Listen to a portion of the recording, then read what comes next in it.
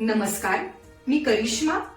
LV न्यूजच्या बातमीपत्रामध्ये आपल्या सगळ्या दर्शकांचे अगदी मनापासून स्वागत. आपण पाहत आहात एलव्ही न्यूज. पुण्यातील चंदननगर परिसरातून एक अत्यंत धक्कादायक आणि मन हेलावणारी घटना समोर आली आहे.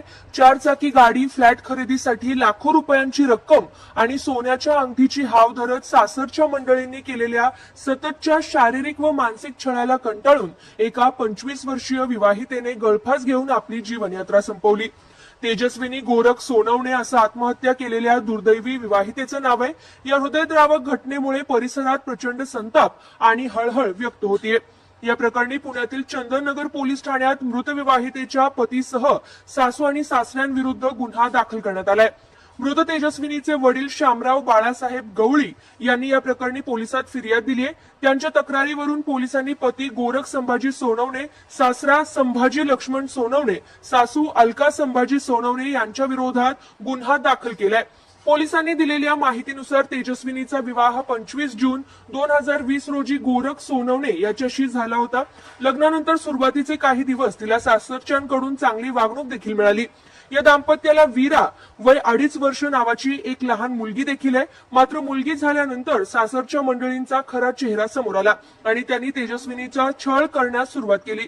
तेजस्विनीच्या छळाची मालिका पैशांच्या हव्यासापोटी सुरू झाली आणि ती दिवसेंदिवस क्रूर होत गेली. एप्रिल 2026 मध्ये पती गोरख याला फ्लॅट खरेदी करायचा होता. त्यासाठी त्याने पुन्हा तेजस्विनीकडे 3 लाख रुपयांची मागणी केली.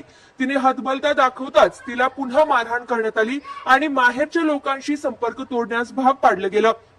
महिन्याभरातच अधिक मास असल्याने तेजस्विनीच्या वडिलांनी जावई आणि व्याहींना परंपरेनुसार जेवणासाठी बोलवलं होतं. मात्र आम्हाला सोन्याची अंगठी दिली तरच जेवायला येऊ, नाहीतर येणार नाही असा हट्ट पतीने धरला.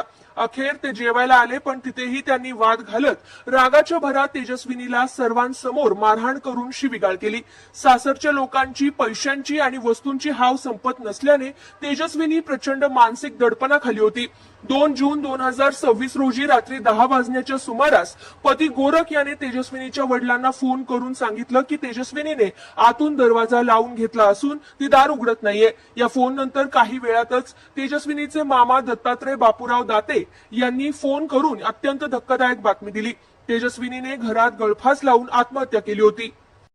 चालू घडामोडींचे अपडेट्स जाणून घेण्यासाठी आपल्या एलव्ही न्यूज चॅनलला सबस्क्राईब जरूर करा, लाईक करा, शेअर करा व कमेंट देखील करा. बेल आयकॉनवर प्रेस करा व नोटिफिकेशन्स मिळवा.